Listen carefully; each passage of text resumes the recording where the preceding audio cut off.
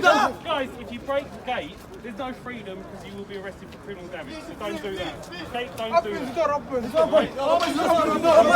Open the door.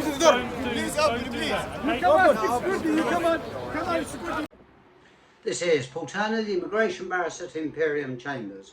Thank you very much for watching this disturbing video.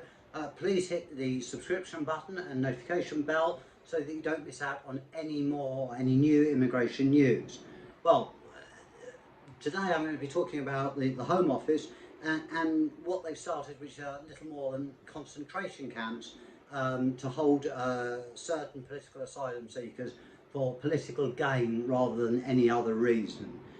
The people in the video that you've just seen are asylum seekers, and they are supposedly not detained and they're allowed to, or supposed to be allowed to, go out and about.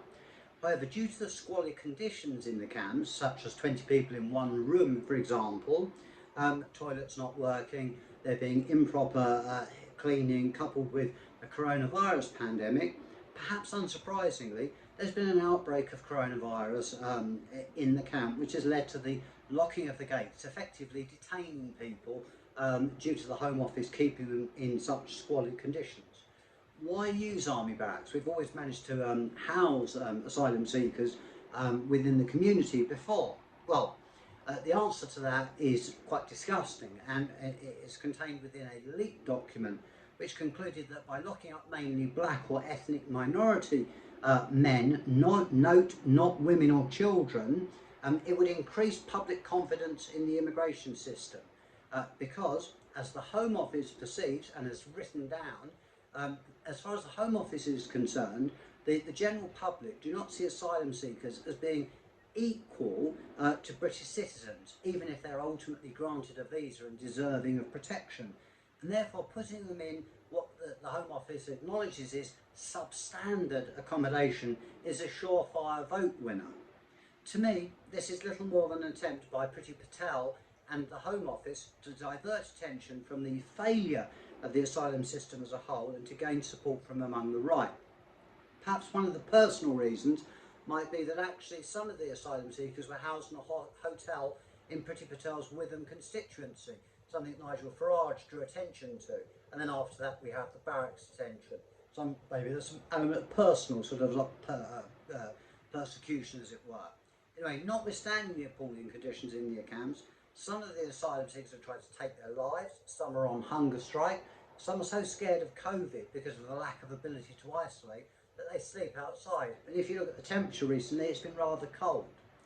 The identifying of minority groups of vulnerable people and subjecting them to substandard accommodation seems to me more akin to 1930s Germany rather than 21st century Britain. It also gives the lie to what Priti Patel said about having a humane and people first Home Office. How can it be humane and people first to lock people up in such squalid conditions?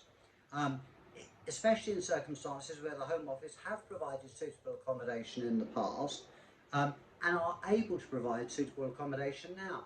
Indeed, I've brought about 7 claims so far, and each one of the claims, rather than the matter be scrutinised properly by the court, the Home Office have then relocated that asylum seeker to suitable accommodation.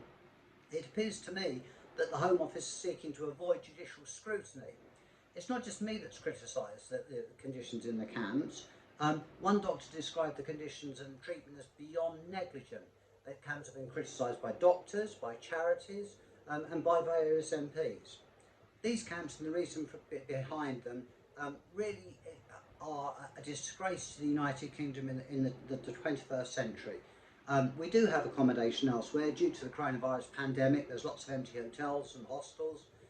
In short, in my view, these barracks should be shut and the individuals contained within them shouldn't be locked up behind gates and effectively detained. And you can query whether their effective detention is lawful and stuck inside a compound where the coronavirus pandemic seems to be running rife. I hope you've enjoyed this video. It's very disturbing. Please speak to your councillor, MP, and let's try and do something about it. Thank you again for watching. This is Paul Turner, the Immigration Barrister at Imperium Chambers.